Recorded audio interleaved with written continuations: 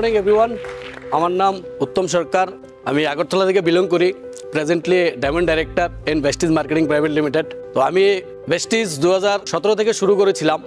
তার আগে আমি যখন একটা প্রাইভেট হসপিটালে জব করতাম, তো এখানে আমার 12 থেকে 14,000 টাকা স্যালারি ছিল। তো যখন আমি ওই জায়গাতে কাজ করছি, বাট আমি ওখানে ইন্ডিপেন্ডেন্টভাবে কাজটা করতে পারছিলাম না। আমার একটা ড্রিম ছিল কি আমি একটা কিছু করব।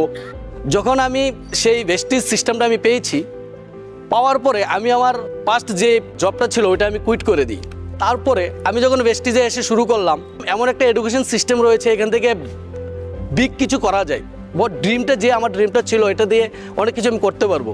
সেই জিনিসটা নিয়ে যখন আমি সিস্টেমটা তো শুরু করেছি, কাজটা শুরু করেছি, তো দেখলাম এখান থেকে আমার প্রথম চেক এসেছিল 100 টাকা। আর একটু বেশি করে যখন কাজটা শুরু করলাম, তখন এখান থেকে দেখলাম যে ধীরে ধীরে 2,000-3,000 টাকা ধীরে ধীরে চেকটা আমার বাড়ছে।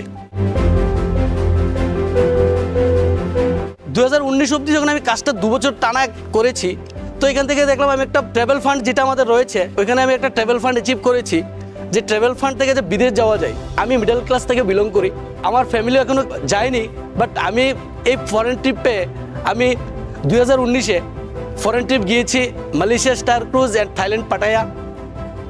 পাশাপাশি যখন এখান থেকে দেখলাম যে অনেক কিছু করা যায়, তার সাথে সাথে এখান থেকে 2020 সালে আমি একটা 10 লাখ টাকা দামের একটা গাড়ি নিয়েছি।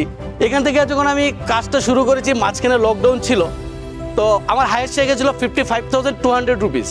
বাট একটা জিনিস দেখলাম যে লকডাউনের মধ্যে মানুষ এত প্রবলেম ছিল, কিন্তু আমার একটা ড্রিম ছিল যে প্যাসিভ ইনকাম কী করে করা যায়। একটা জিনিস আমার মধ্যে ভাবছিলাম যে ভারতবর্ষের মধ্যে 140 কোটি লোক, 140 কোটি লোকের মধ্যে যদি 1% করেও যদি পয়সা হয়, তাহলে আমার কাছে কত টাকা থাকবে। আমি সেই ভাবনাটা নিয়ে আমি ভেস্টিজটা শুরু করেছিলাম।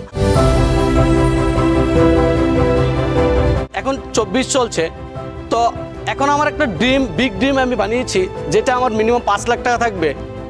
আর এখান থেকে আমি আমার টিম মেম্বারকে আরও অনেক বিগ চেক আমি এখান থেকে সিস্টেম থেকে বানিয়ে দিতে এটা আমি কমিটমেন্ট করছি।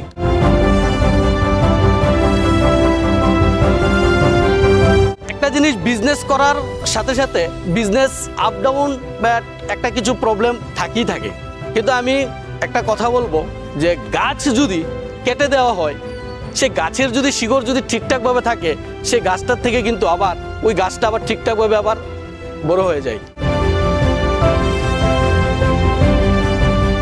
Last but not the least, যে একটা মেসেজ দিতে চাই সবাইকে, যে যারা পোর ফ্যামিলি থেকে বিলং করে, তাদেরকে একটা মেসেজ দেবো যে নেটওয়ার্ক মার্কেটিং যদি ঠিকঠাকভাবে করা যায়, এখানে অনেক পয়সা আছে, পয়সা কামানোর জন্য নেটওয়ার্ক মার্কেটিং করার দরকার। আর যারা মিডল ক্লাস ফ্যামিলি থেকে বিলং করে, তাদেরকে একটা জিনিস বলবো, যেটা আমি মিডল ক্লাস ফ্যামিলি থেকে বিলং করে ভালো লাইফস্টাইল পাচ্ছি এবং ফ্যামিলিকে দিচ্ছি, তো আমি মিডল ক্লাস ফ্যামিলিকে বলবো যে ভালো একটা লাইফস্টাইল নিতে এবং ফ্যামিলিকে ভালো একটা লাইফস্টাইল দিতে। তো thank you so much, wish you well. Jai Hind, Jai Bharat.